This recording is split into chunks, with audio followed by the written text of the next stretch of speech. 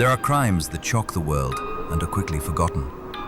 And then there are crimes that sink slowly into the earth, quiet and cold and patient, like roots beneath a frozen field. The story you are about to hear happened over 100 years ago in a small and isolated farm deep in the Bavarian countryside of Germany. 6 people died there. Their killer was never found, never identified, never charged. But what makes this case unlike any other in the history of true crime is not how they died, it is what happened after. To understand what took place at Hinterkaifeck, you first need to understand where it was.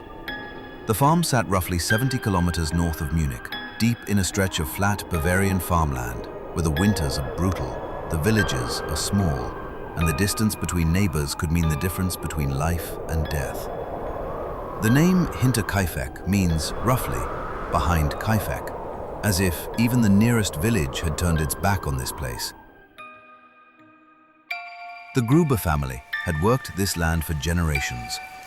Andreas Gruber was 63 years old, tough, proud, difficult, a man who had spent his entire life in hard labor and who showed affection even less than he spoke.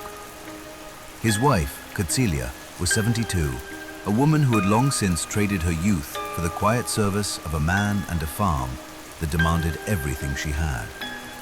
Their daughter, Victoria, was 35, a widow whose husband had been taken by the war, as so many were.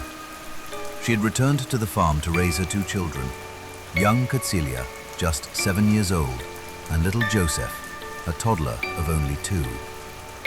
Then there was Maria Baumgartner, the new maid, 44 years old. She had said goodbye to her own family just days before arriving at the farm. She had taken the job because she needed the work. She had been at Hinterkaifeck for exactly 1 day when everything ended. The murders did not arrive without warning. Looking back, the signs were everywhere. But in 1922, rural Bavaria, strange things were dismissed as superstition, as exhaustion, as the imagination of a tired old man. It started weeks before the end. A Vancouver newspaper appeared on the property one morning, folded neatly and placed on the workbench as though left for someone to read. The problem was that no one in the household had traveled to the city and no delivery had been arranged. It had simply appeared. Then a key to the main house went missing. Then a second key. Andreas began checking the doors at night, 3 times, 4 times, running his hands over the locks in the dark before he allowed himself to sleep. Then came the sounds from the attic. Night after night, after the oil lamps were blown out and the farmhouse settled into silence, Andreas and his wife would hear it. Footsteps, slow and deliberate, crossing the attic floor above their heads, pausing at one end, then crossing back. Andreas climbed up every time. Every time he found nothing. No person, no animal, no disturbance of any kind. And yet the footsteps returned the following night, and the night after that. The previous maid had quit in January, just 2 months before the murders. When neighbors asked her why, she gave one answer and refused to say more. She said the farm felt haunted, that she felt watched, that she could no longer sleep there. No one took her seriously. Perhaps they should have. Then came the morning of March 28, 1922, 3 days before the murders. Andreas stepped outside into the fresh snow of the early morning and stopped where he stood. There, beginning at the tree line at the edge of the property, cutting across the white silence of the yard, leading directly to the farmhouse door, was a single set of boot prints. Adult-sized, steady. The stride of someone who was not lost, not wandering, not uncertain about where they were going. Someone who knew exactly where they were headed. Andreas followed the prints along the wall, around the corner, to the back door. And then he looked for the return set, the prints that would lead away from the farm and back toward the forest. There were none. Whoever had come out of those dark woods in the middle of the night had never gone back. Andreas searched the entire property. He found nothing. No intruder, no stranger, not a single trace of a living person. He told his neighbors, he told people in the village. They told him he was imagining things.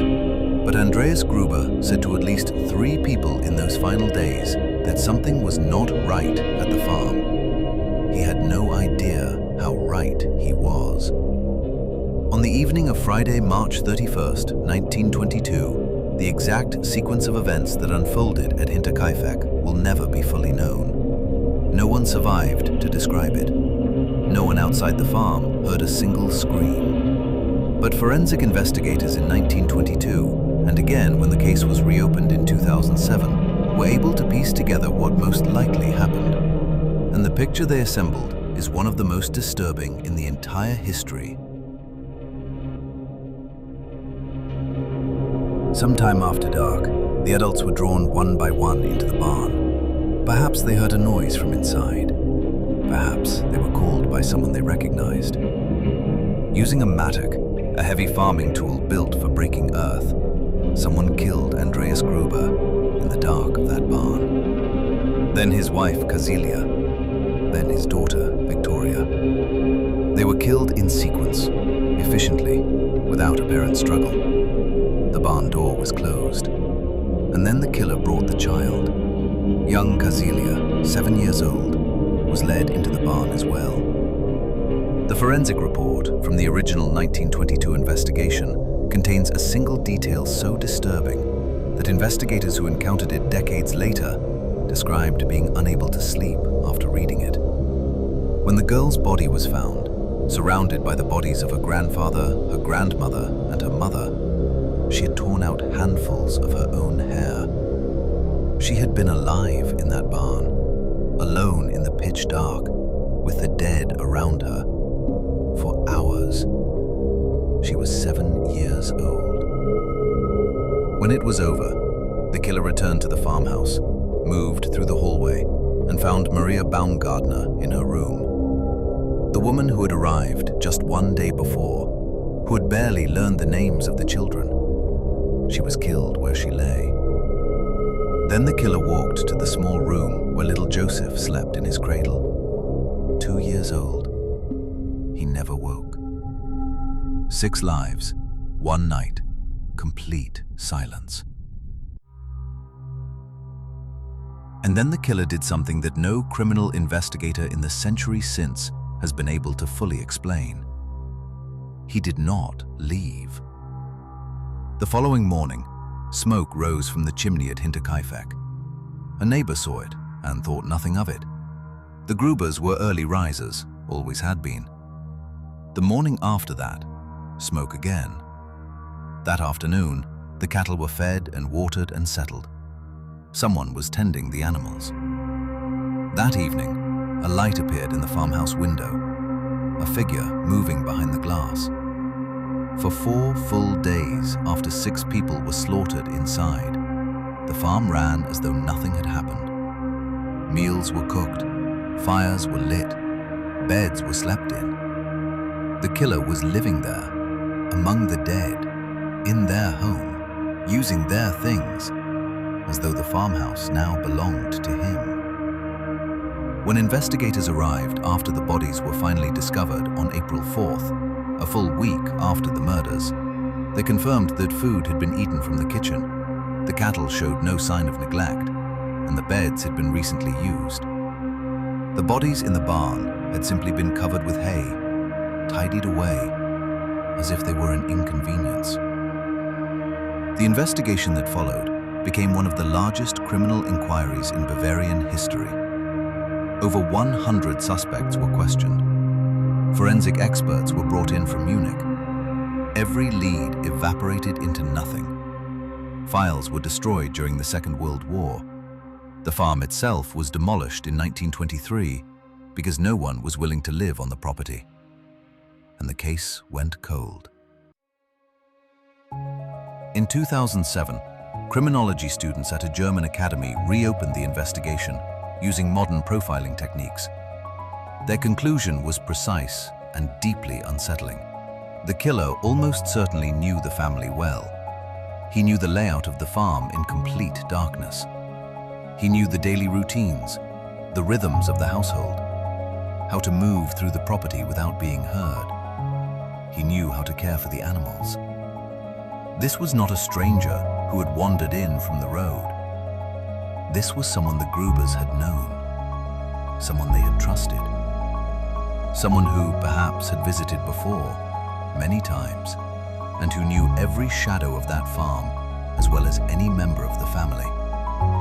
Someone Andreas Gruber may have recognized in those final moments and felt not only terror, but the particular cold shock of betrayal.